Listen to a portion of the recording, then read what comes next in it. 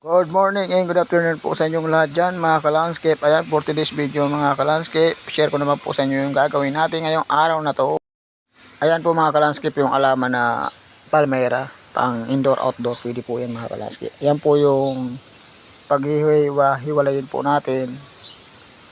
Ayan, bali, ganyan lang po ang paraan kung paano paano maghiwalay po ng ng palmera. Ayan, bali, inuwaya muna natin kasi di natin mabubunot po siya mga ka-landscape. Ayan.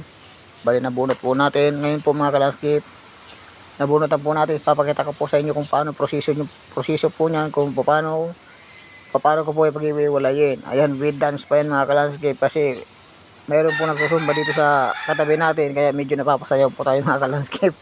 Ayan, ngayon po mga ka-landscape, papakita ko na po sa inyo kung paano paghati-hati niyan. Ayan.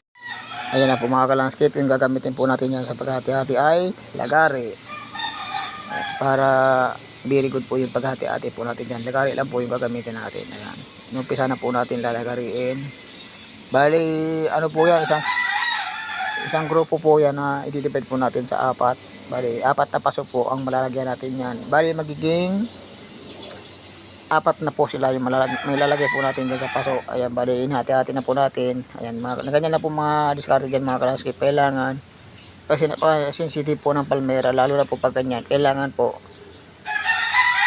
iwasan nyo pong madurog maigi yung yung bola po niyan kasi napakasilan din po yung palmera. Ayan, sige po mga ka-landscape, kasi ati-atiin muna natin. Ayan na po mga ka-landscape, bali nahati na po natin sa apat. Ayan, pakita ko lang po sa inyo. Ayan, bali kailangan maingat din po tayo sa pag hati-hati niya kasi iniiwasan po natin madurog. Ayan na po siya mga ka-landscape po. Ganyan lang po ang diskarte niyan mga ka-landscape.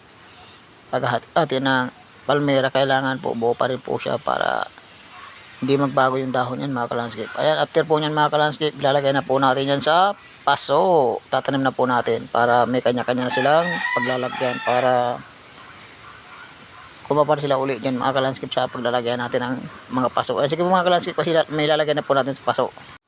Ayan na po mga ka-landscape, bali nahati na po natin sa apat. Ngayon po, tatanim na po natin sa paso. Ilalagay na po natin. Ayan, sige po mga ka-landscape, kasi ilalagay na po natin sa paso. Ayan na po mga ka-landscape, magtatanim na po tayo sa paso. Ayan, bali maraming paso po yan mga ka-landscape na tataniman natin. Ayan, sige po mga ka-landscape, kasi magtatanim muna tayo. Ayan na po mga ka-landscape, nilitanim na po natin sa mga paso. Ayan, maraming salamat po sa inyo lahat, sa lahat ng mga viewers ko, sa mga subscriber ko. Thank you everyone.